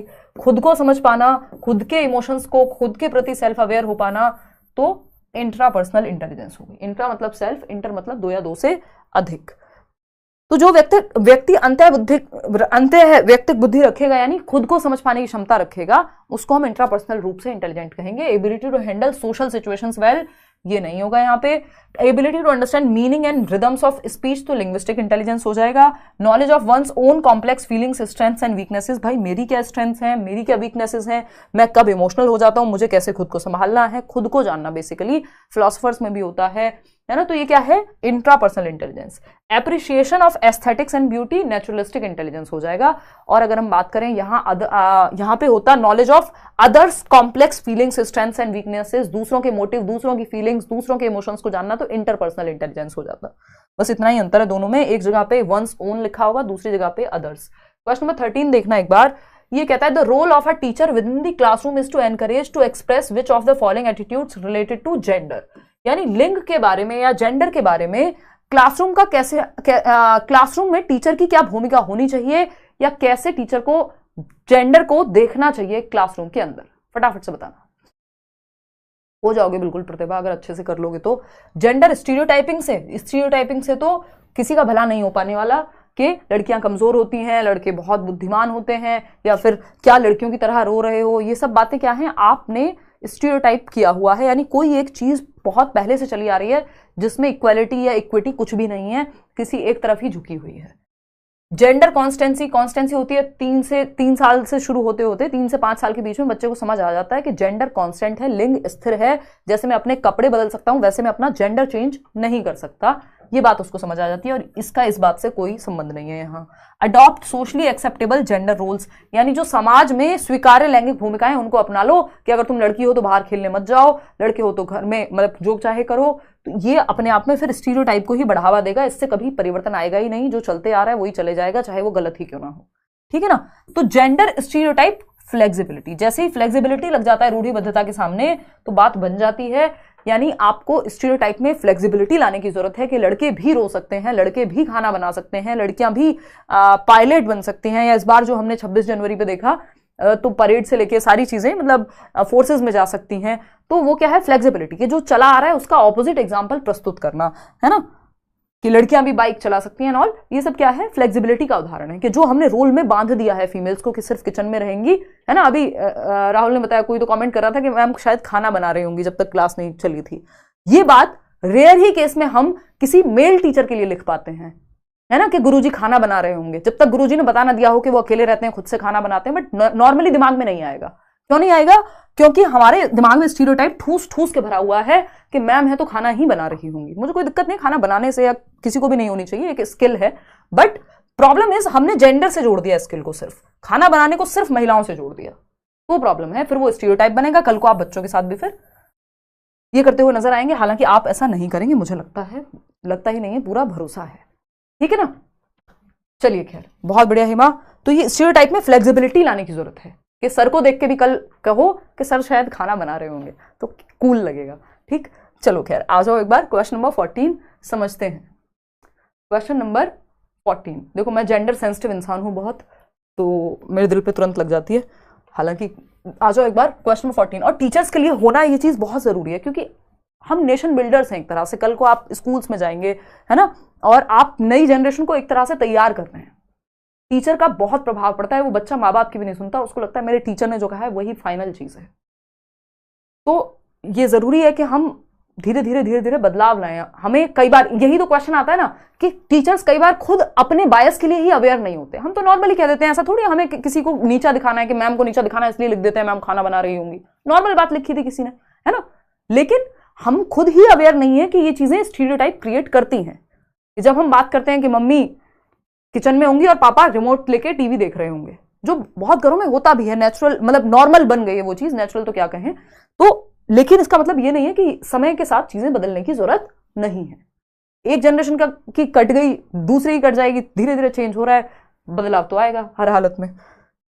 इन a classroom where students have diverse learning profiles a teacher needs to. क्या कह रहे हो, ज्यादा दिल पे मत लगाओ यार, नेक्स्ट क्वेश्चन पे ले जाओ। आपने तो बिल्कुल आंसू ही निकाल दिए। एक कक्षा में जहां छात्रों के सीखने के तरीके विविध होते हैं, एक शिक्षक को यह करना होगा। भाई अलग अलग बच्चे अलग अलग तरीके से सीखते हैं, ठीक है ना।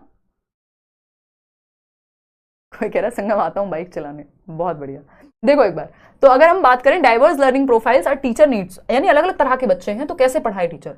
Identify normative level of teaching, एक मानक स्तर पकड़ लो और बस उसी लेवल पे पढ़ाओ। भाई कमजोर बच्चा तो नहीं सीख पाएगा फिर, तो ये तो प्रॉब्लम है। Find creative ways of engaging with diverse learning pace of students, छात्रों की विविध सीखने की गति से जुड़ने के रचनात्मक तरीके खोजना। यानी कि छात्र जो हैं वो विविध तरीके से सीखते हैं, अलग अलग तरह से बच्चे सीख सकते हैं। कोई वीडियो देख के सीखेगा, कोई चार्ट देख के सीखेगा, कोई एग्जाम्पल के थ्रू सीखेगा, कोई एक्टिविटी करके सीखेगा, किसी को ताजमहल दिखा दो ले जाके तो अच्छे से सीख जाएगा। तो मल्टीपल तरीके हैं, कोई बच्चा धीमे सीखेगा, कोई तेज सीखेगा, तो हर बच्चे को इंक्लूड करके चलना है। क्रिएट स्पेशल अचीवमेंट एंड, अब जैसे यहां हिंदी में भी लिखा हुआ है तो मैं इंग्लिश बोलने के बाद हिंदी में समझाती हूं क्वेश्चन। क्या हुआ, ये डाइवर्स नीड्स हैं क्योंकि, लेकिन कुछ लोग होते हैं जिनको पेडागोजी, अगर टीचर बोले तो पेडागोजी से भी दिक्कत है, उन्हें रहता है कि शिक्षण शास्त्र क्यों नहीं बोल रहे हो। तो फिर तो अगर हमारी सीखने की इच्छा नहीं होगी तो कोई नहीं सिखा पाएगा। फिर create special achievement and remedial sections, special achievement किस बेसिस पे, क्यों, पहले डाइवर्स नीड्स है तो मल्टीपल तरीके से पढ़ा लो, मल्टीपल तरीके अपनाओगे उसमें अपने आप आ जाएगा रेमेडियल सेक्शंस और ये सब। Do ability grouping with in class, देखिए मिक्स्ड एबिलिटी ग्रुपिंग करनी होती है, अगर करनी भी पड़े, बच्चों के ग्रुप्स बनाने भी पड़े तो आपको मिक्स्ड एबिलिटी ग्रुपिंग करनी होती है, यानी अलग अलग तरह के बच्चे, हेट्रोजेनस एबिलिटी, जिसमें मिक्स्ड एबिलिटी ग्रुपिंग हो। ऐसा ना हो कि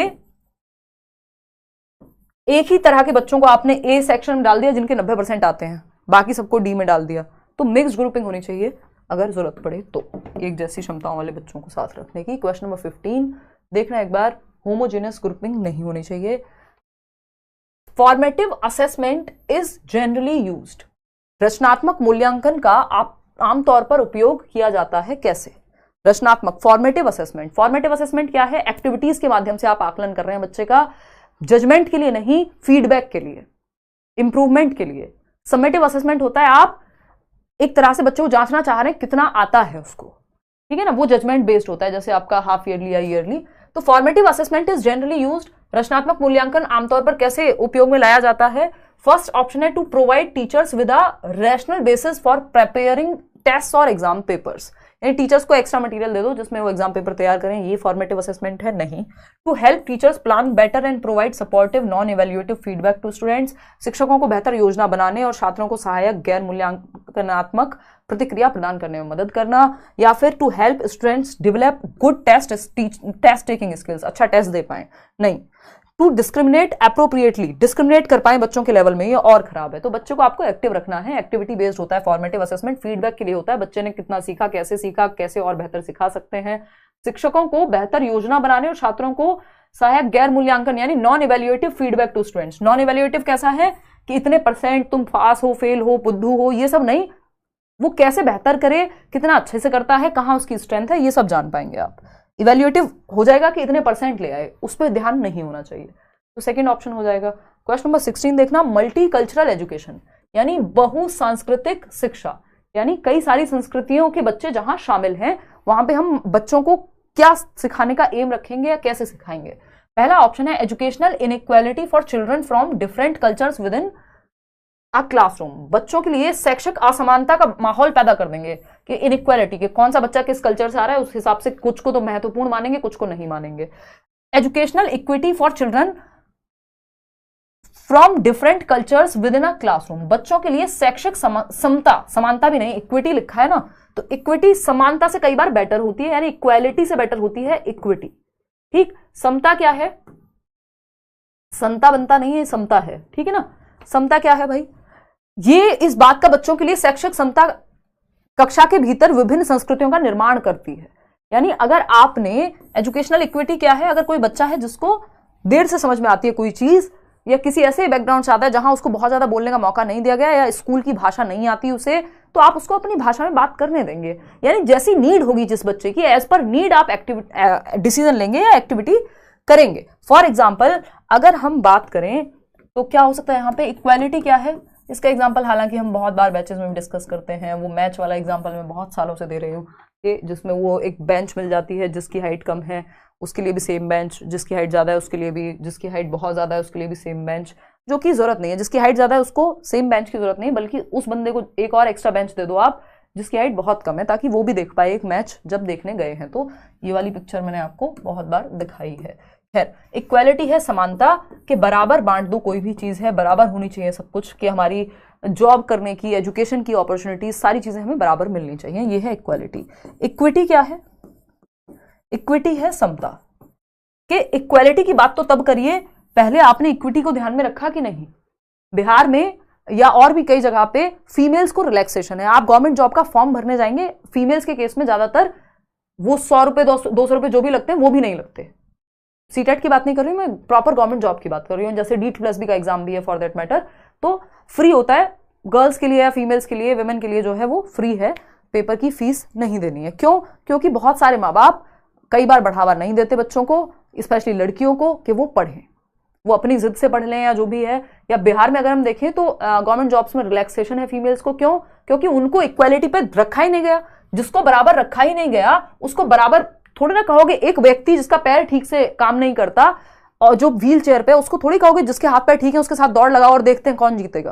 पहले आपको ऊपर लेके तो आना पड़ेगा, इक्विटी का इस्तेमाल तो करो, कि जिनको मौका मिला ही नहीं है उनको आगे तो लेके आएंगे आप।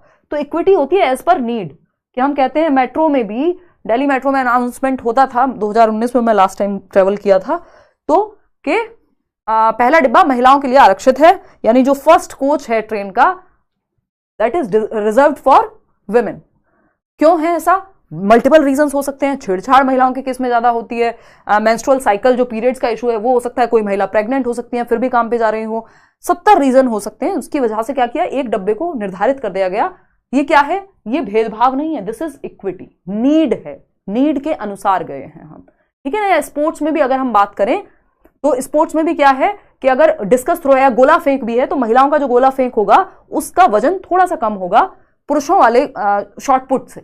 उसका रीजन है कि बायोलॉजिकली हम ऐसे बने हैं कि जो एवरेज स्ट्रेंथ होगी शायद मेल की वो ज्यादा होगी महिला के स्ट्रेंथ से। हालांकि इसमें भी बहुत सारी वेरिएशन हो सकते हैं, इसका मतलब ये नहीं है कि महिलाएं कमजोर हो गई क्योंकि सारे पुरुष 130 किलोग्राम वजन उठा लें, जरूरी नहीं है।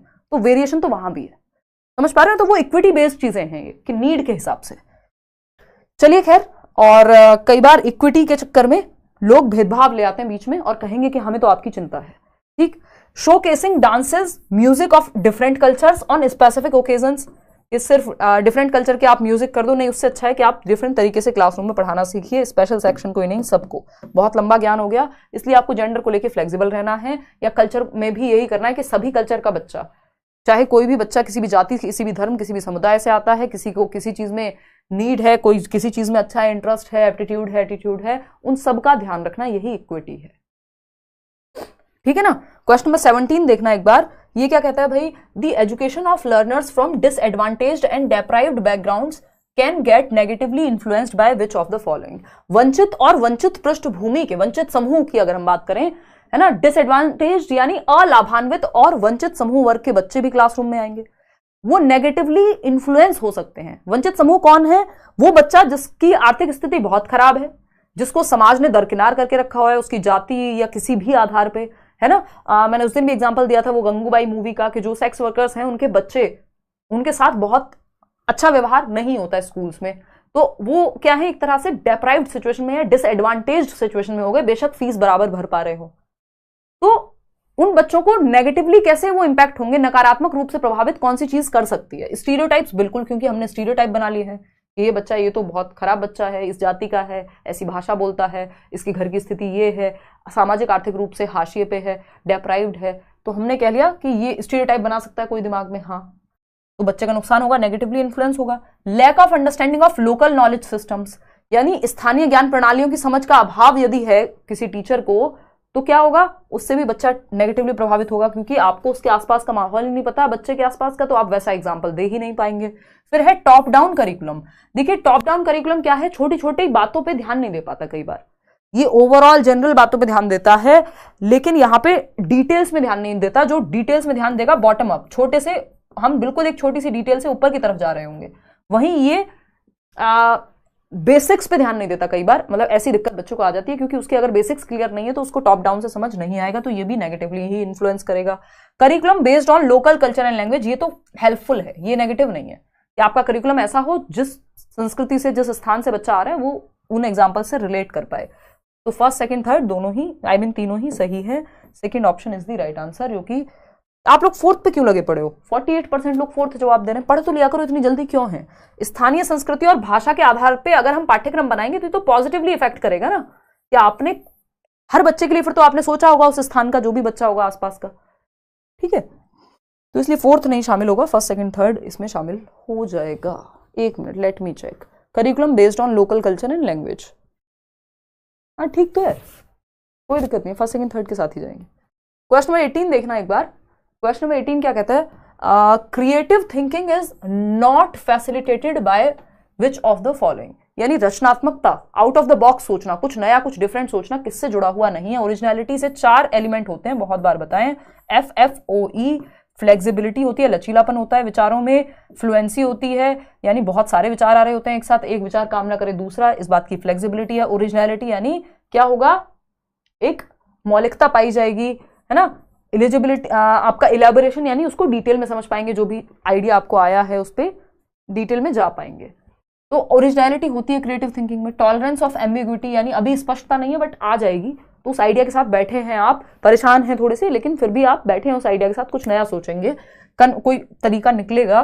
फ्लेक्सिबिलिटी होती है थिंकिंग में, लेकिन कन्वर्जेंट थिंकिंग का कोई ताल्लुक नहीं है अभिसारी चिंतन का क्रिएटिविटी से, ये तो उल्टा है। मैंने आपको बताया हुआ है, DC साथ जाता है, CC साथ नहीं जाता, यानी कन्वर्जेंट थिंकिंग और क्रिएटिविटी साथ नहीं चलते, डाइवर्जेंट थिंकिंग और क्रिएटिविटी साथ चलते हैं। तो डाइवर्जेंट थिंकिंग यानी अपसारी सोच, दिशाओं में सोचना।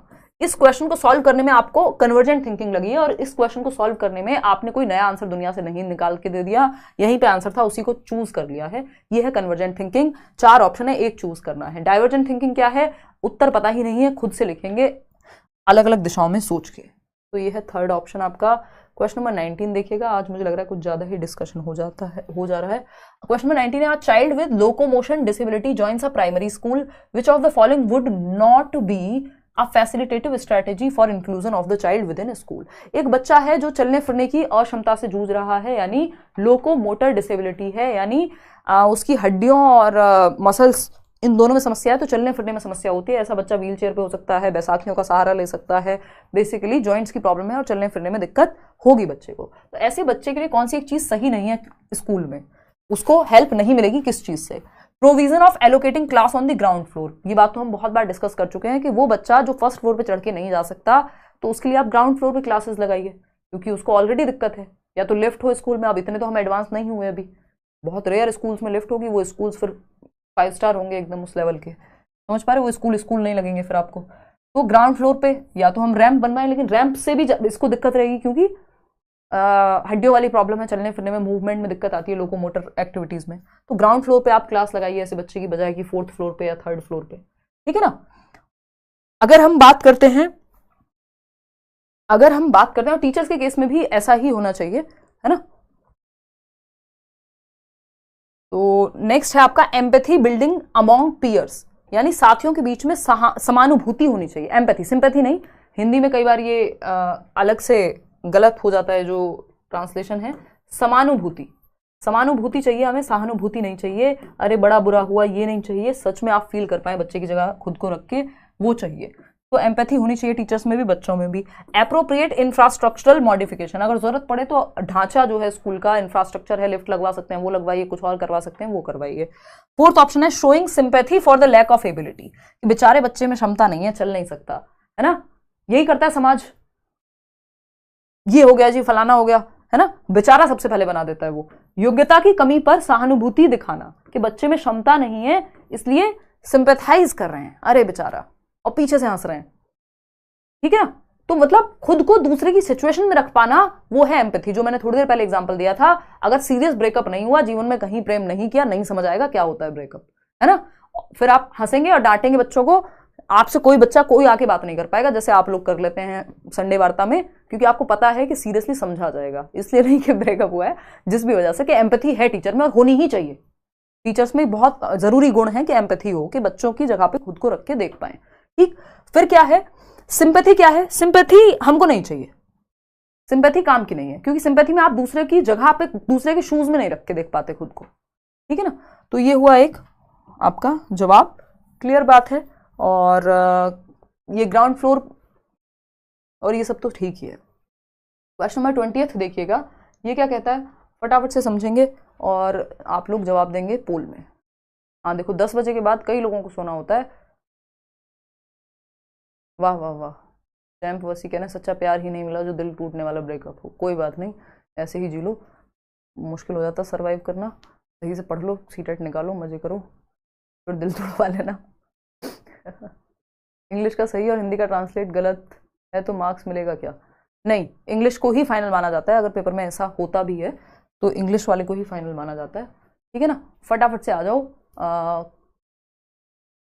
कृष्ण देव।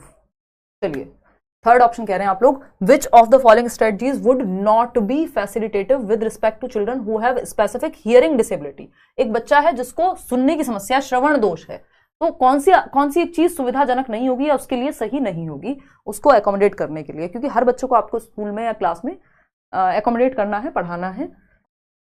ये नहीं कह सकते आपके सुनने वाला बच्चा है जो सुन नहीं सकता, जो चल नहीं सकता, उसको स्कूल से निकाल दो, ऐसा सब नहीं होगा। इंक्लूसिव एजुकेशन है, 5 नंबर में आता है, इसलिए ये वाले क्वेश्चंस ज्यादा हैं। Relaxation in specific domains of learning wherever possible, जहां जरूरत हो, जहां संभव हो, बच्चे को छूट दो, आगे बिठाओ, मशीन लगवाओ या किसी और तरीके से समझाओ। रीजनेबल एकोमोडेशन, जहां जरूरत हो करिकुलम में तो बदलाव हो सके पाठ्यचर्या में। Continual negative comments on errors committed, एक बच्चा है जिसको सुनने में दिक्कत है और आप उससे अगर गलती होती है तो आप कॉन्टिन्यूअसली उसको बुरा भला ही कहते रहते हैं, है ना। बहरे हो क्या, ये हो क्या, वो हो क्या, ये सब समाज में हम सुनते हैं शब्द, जो कि एकदम खराब तरीका है। ये इतनी आसानी से बोल देने वाले शब्द नहीं है, और स्पेशली अगर बच्चे को दिक्कत है तब तो बिल्कुल ही नहीं है, ठीक है ना। अगर हम बात करें यहाँ पे तो एकदम खराब तरीका है कि आप बच्चे को नेगेटिव कॉमेंट्स कर रहे हैं। अरे दिखाई नहीं देता, हो सकता है बच्चे को सच में ना दिखाई देता हो, ठीक है ना। तो इंडिविजुअलाइज्ड एजुकेशन प्लान होता है बच्चे की नीड के अनुसार, आप इंडिविजुअल नीड्स के हिसाब से पेरेंट्स को भी इन्वॉल्व करके एक प्लान बनाते हैं हर एक बच्चे के लिए, वो IEP कहलाता है, स्पेशल एजुकेशन में बहुत काम का है।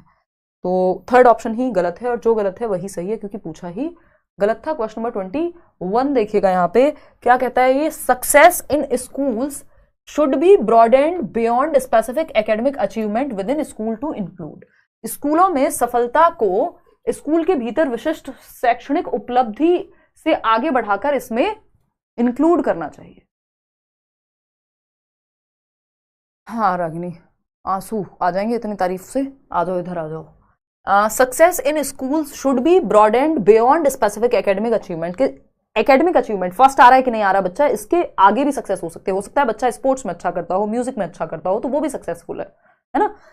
तो कैसे हम इंक्लूड करेंगे, training given by coaching institutions, coaching institutions को हम ऐसा यहाँ पे शामिल नहीं कर रहे हैं, स्कूल की बात हो रही है। Development of socio emotional capacities as an important part of education, बिल्कुल, कि हम सामाजिक और भावनात्मक क्षमताओं के विकास को भी महत्वपूर्ण मान सकें, कि एक बच्चा है जो अपने साथियों को अच्छे से समझ लेता है, उनकी समस्याओं को, और भी इस तरह की चीजें हो सकती हैं। एक बच्चा है जो बाकी एस्पेक्ट्स में अच्छा है, डिबेट में अच्छा है, डिस्कशन में अच्छा है, स्पोर्ट्स में अच्छा है, तो हम सामूहिक क्षमता अपने अंदर डेवलप कर पाए।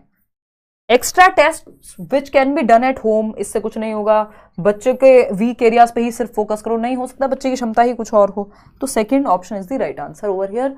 आगे बढ़ेंगे, क्वेश्चन नंबर 22, 22वां सवाल है कॉन्सेप्चुअल क्लैरिटी, यानी किसी एक कॉन्सेप्ट की clarity can be said to have been achieved when a student can. कैसे हम बच्चे में वैचारिक स्पष्टता या संप्रत्यात्मक स्पष्टता, कि बच्चे का कॉन्सेप्ट क्लियर हो जाए, कैसे करेंगे?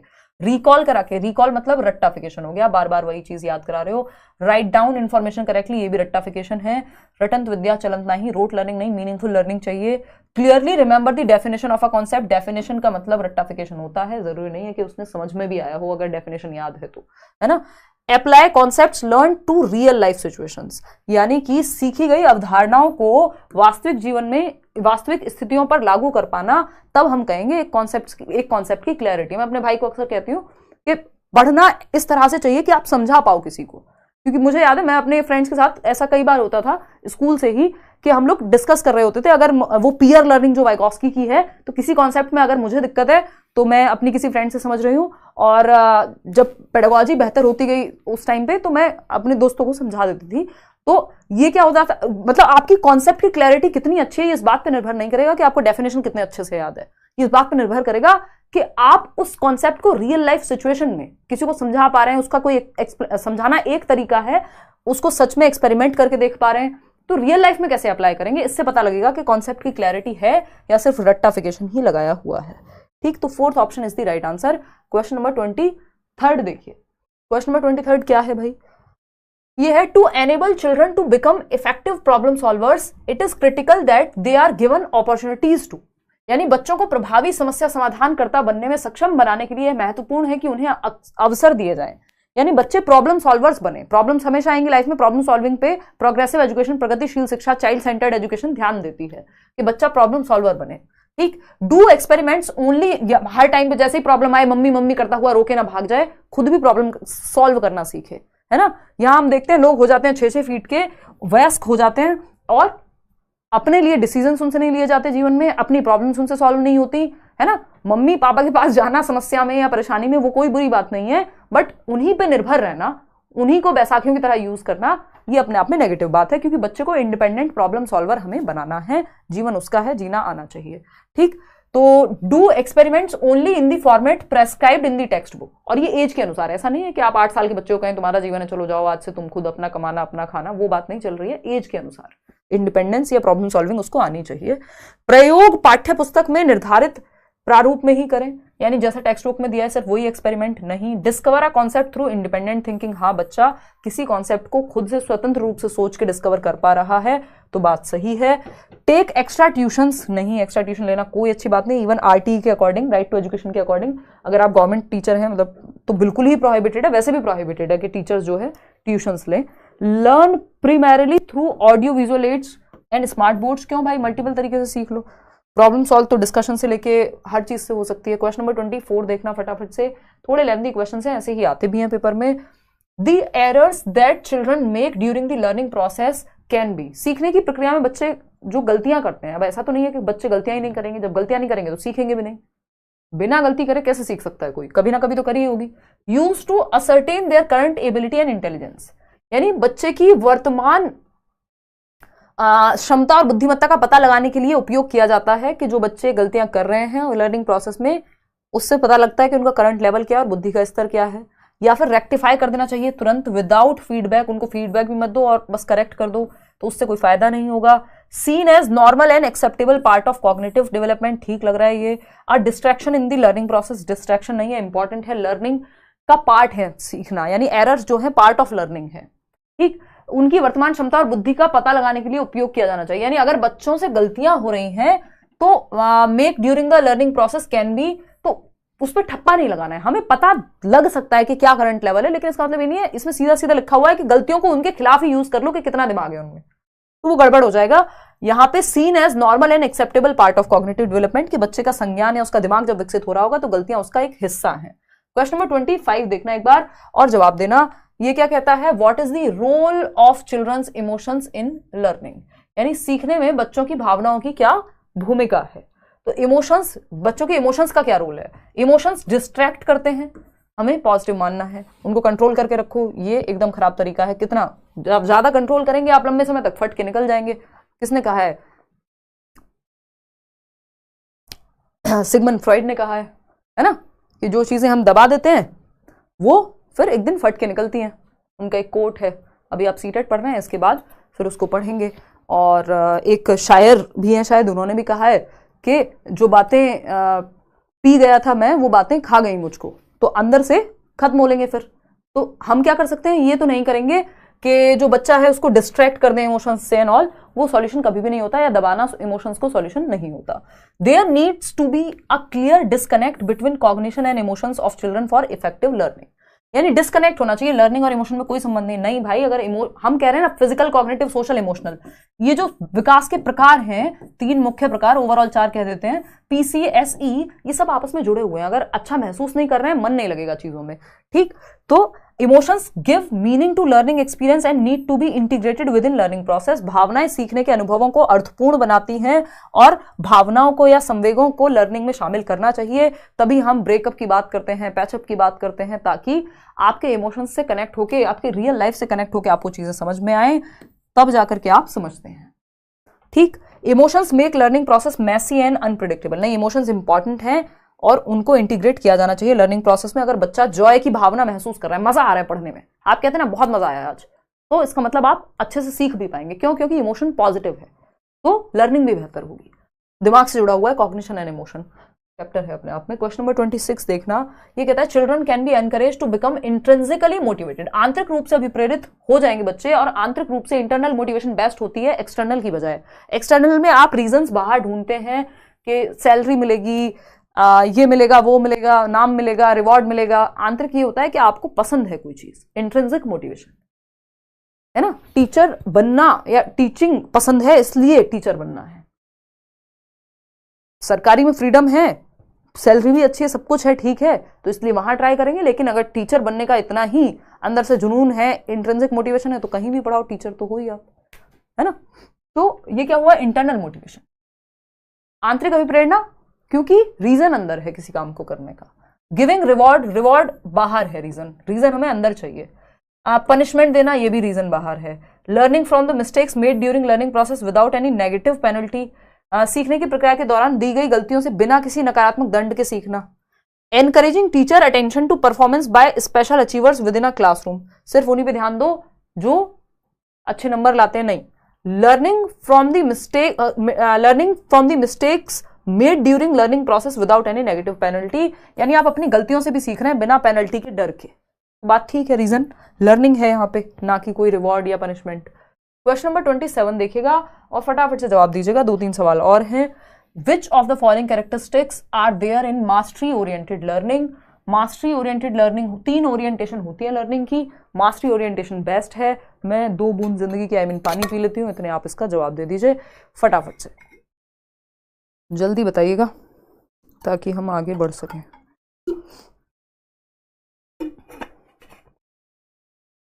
फटाफट बताओ।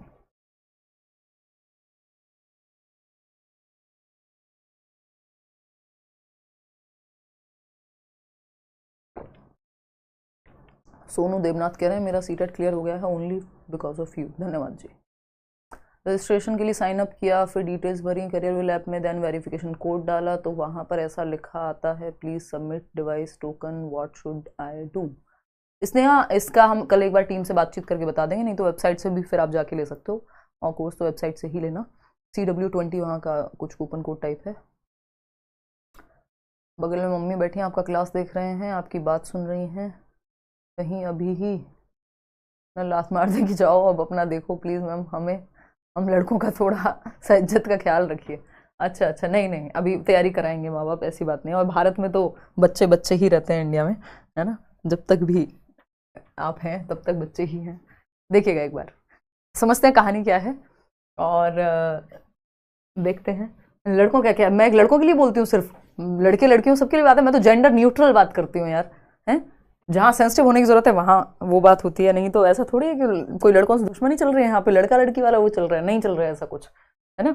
देखिएगा which of the following characteristics are there in mastery oriented learners, यानी जो मास्टरी ओरिएंटेड लर्नर्स हैं, जिनका ध्यान मास्टरी पे है कि हमें किसी चीज में मास्टर बनना है, वो किस ऑप्शन को देख के पता लगेगा? लो फियर ऑफ फेलियर, यानी विफलता का डर कम है, और इंक्रीमेंटल व्यू ऑफ एबिलिटी, कि मैं सीख सकता हूं, अभी गलतियां हो रही हैं लेकिन मैं अपनी एबिलिटी को बढ़ा सकता हूं। जो ये सोचेगा वो मास्टरी की तरफ जाएगा। और फियर ऑफ फेलियर है नहीं उतना, कोई बात नहीं, फेल हुए तो हुए,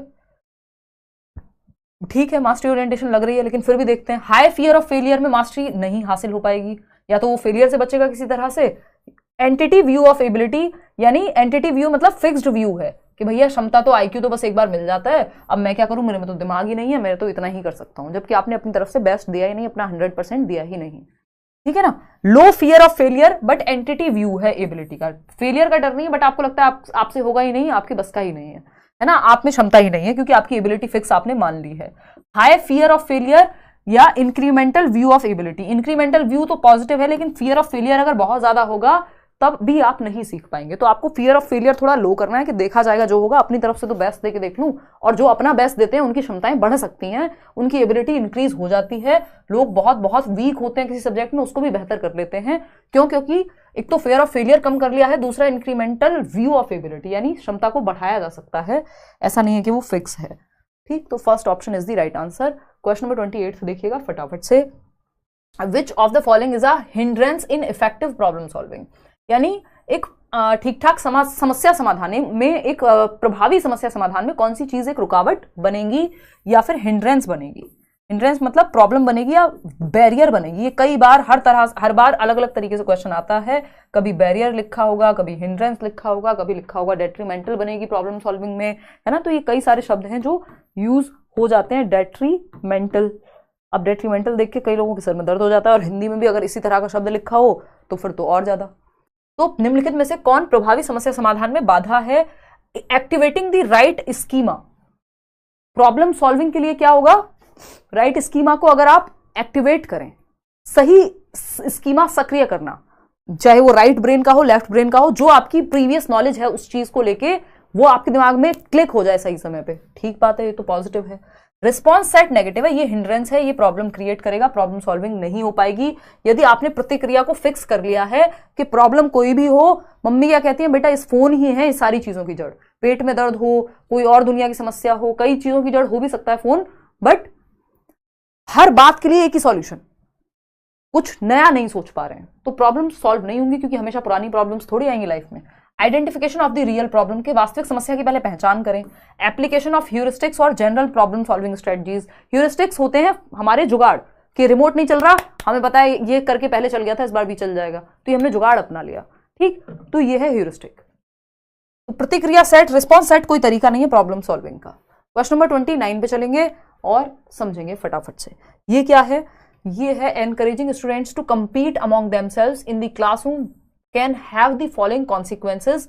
Which of these would you perceive to be harmful for a child's growth? यानी क्लासरूम में यदि हम गला काट प्रतिस्पर्धा, यानी कट थ्रोट कॉम्पिटिशन, इससे आगे निकलना है, उससे आगे निकलना है, बस पूरी जिंदगी इसी में लगा देंगे, माँ बाप भी यही करते रहते हैं, बच्चा जीवन में कभी खुशी नहीं हो पाता, फिर वो जीत भी जाता है तब भी उसको लगता है पता नहीं किससे जीता हूं, अभी तो दुनिया बची हुई है ना, प्राइम मिनिस्टर तो बना नहीं, टीचर ही बन के रह गया, मतलब इस तरह की बातें सोच लोगे फिर आप, क्योंकि जीवन भर से सिर्फ कॉम्पिटिशन पे ध्यान था, आपको क्या करना था, आपको क्या चाहिए था, इस बात पे आपने देखा ही नहीं, ठीक। तो कक्षा में छात्रों को आपस में प्रतिस्पर्धा करने के लिए, प्रोत्साहित करने के लिए निम्नलिखित परिणाम हो सकते हैं। आप इनमें से किसे बच्चे के विकास के लिए हानिकारक मानते हैं, है ना। सेहत के लिए कौन सा हानिकारक है जो तरीका है, यदि हम मानते हैं कि ये जो कंपटीशन को हम ज्यादा बढ़ावा दे रहे हैं, जरूरत से ज्यादा कॉम्पिटिटिव एग्जाम्स हैं, स्थिति ऐसी है, कंपटीशन है नो डाउट, लेकिन जरूरत से ज्यादा बढ़ावा देना क्या करेगा कंपटीशन? जरूरत से ज्यादा क्या है, क्लासरूम में अगर आप बढ़ावा भी दे रहे हैं कंपटीशन को कि इससे आगे निकलो, उससे आगे निकलो, बजाय कि आप क्या कर सकते हैं कि खुद से आगे निकलो, खुद से बेहतर करने की कोशिश करो, ठीक है ना। तो ये हार्मफुल कैसे होगा? It creates winners and losers with in a classroom, बिल्कुल सही बात है, कुछ बच्चे तो विनर्स बन जाएंगे जो फर्स्ट आ रहे होंगे, ज्यादा नंबर ला रहे होंगे, दूसरों को आप लूजर कहेंगे। It increases the stress and anxiety level of students, बिल्कुल सही बात है, जिससे दिमाग की जो ग्रोथ है वो हैम्पर होगी, क्योंकि ज्यादा स्ट्रेस और एंग्जाइटी में दिमाग ठीक से डेवलप नहीं हो पाएगा। It can create star students within a classroom whose achievement can be source of pride for school, star achievers को बना देगा, देखो ये स्टार है हमारे स्कूल के, बाकी बच्चे नहीं है क्या, वो किसी और तरीके से स्टार होंगे, है ना, लेकिन ये तो हमने सीखा ही नहीं बड़े होते हुए। It can prepare students to fit into the competitive market based on economics, यानी कि ये बच्चों को फिट कर देगा कि इकोनॉमिक्स के बेसिस पे जहां पैसा ज्यादा है वहीं उसी कंपटीशन में जाओ, है ना, यही करो, यही ठीक है, सरकारी नौकरी नहीं मिली जीवन खराब, है ना। हालांकि ऑफ कोर्स अच्छी बात है कि आपका जीवन थोड़ा आसान हो जाएगा, आपको मेहनत करनी चाहिए अगर आप तैयारी कर रहे हैं, सब कुछ है, लेकिन ये अप्रोच भी खराब है कि आपका इंटरेस्ट नहीं है फिर भी आप कर रहे हैं। और इसकी कई बार अगर सच कहा जाए तो हमारे पास ये प्रिविलेज होता नहीं है जब तक हम बड़े होते हैं, जब तक आप तैयारी के माहौल में आ गए हैं, डिग्रीज लेकर के इतना पैसा लगा के, अब आपके पास जिम्मेदारियां हैं, दुनिया भर की चीजें हैं, तो आज तो आपको ये कहना कि नहीं नहीं वो देखो जो आपको करना हो, थोड़ा सा मुश्किल होगा क्योंकि सबकी परिस्थितियां अलग होती हैं। लेकिन बच्चों के केस में ये किया जाए तो बेहतर है ना। और अपने केस में भी जब मौका मिले जीवन में, अगर उतना करेज है या कर सकते हो किसी भी तरह से, तो कोई बुरी बात नहीं है। क्वेश्चन नंबर 30 देखिएगा, which of the following factors contributes towards overall development of a child. निम्न में से कौन सा कारक बच्चे के संपूर्ण या जिसको हम कहते हैं सर्वांगीण विकास के लिए जिम्मेदार है या हेल्पफुल है। हेरिडिटी, यानी उसको हेरिडिटी से क्षमता कैसी मिली है, कोई बीमारी तो नहीं मिल गई है, तो बिल्कुल जिम्मेदार है। अगर हेरिडिटी अच्छी मिली होगी तो बच्चे का डेवलपमेंट अच्छा होगा। फिजिकल एनवायरनमेंट कैसा मिला है, यानी भौतिक वातावरण जिसको हम कहते हैं कि जलवायु कैसी है, पॉल्यूशन तो ज़्यादा नहीं है, शोर शराबा ये सारी चीज़ें तो नहीं है, जल पानी वानी सब ठीक से मिल रहा है या नहीं, सामाजिक कॉन्टेक्स्ट, लड़ाइयाँ तो नहीं हो रही हैं, कहीं वॉर में तो बच्चा पैदा नहीं हो गया है, तो ये भी प्रभावित करेगा। तो तीनों ही चीज़ें प्रभावित करेंगी, first, second and third. Fourth option is the right answer. Out of 30 कितने क्वेश्चंस आपके ठीक हुए वो आप बताएंगे। ये टेलीग्राम चैनल पे लेट्स लर्न स्क्वाड आपको मिल जाएगा PDF विद आंसर्स कल, और सीटेट के बैच में आप एनरोल कर सकते हैं। सारी थियरी सब कुछ हम डिटेल में वहाँ डिस्कस कर रहे हैं, मॉक टेस्ट से लेके आपका प्रीवियस ईयर से लेके नोट से लेके क्लासेस से लेके हर सब्जेक्ट की पेपर 1 पेपर 2 सब कुछ आपको वहाँ एक साथ मिल जाएगा। एक सिंगल किताब भी फिर आपको लेने की आवश्यकता एज सच नहीं रहेगी। चलिए आज के लिए हम इतना ही रखेंगे। अब हम मिलेंगे कब? लाइक शेयर सब्सक्राइब तो आप कर ही चुके होंगे, नहीं किया हो कर लीजिएगा। अपने दोस्तों को भी कहो बेटा पढ़ लो आकर के, है ना। दोस्तों से तो ऐसी बात करते हैं ना लोग, बेटा कह के, तो उनको कहो कि आ जाओ भाई पढ़ लो, और पेपर आ रहा है धीरे धीरे पास, तैयारी कर लो। मंडे से हम शाम को 7 बजे मिलेंगे, टाइम याद रखिएगा, मैं क्लास लगवा दूंगी।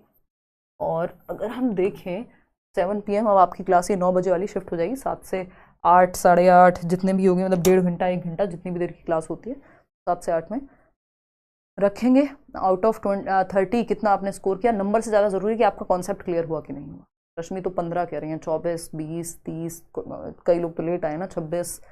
चलिए धन्यवाद आज के लिए। कोई और डाउट हो, कुछ मन में हो तो आप सवाल पूछ लीजिएगा। Thank you so much. ऐसी प्रैक्टिस करते रहेंगे, अपने आप स्कोर बढ़ना शुरू हो जाएगा, क्योंकि कॉन्सेप्चुअल क्लैरिटी पे भी हमारा फोकस है।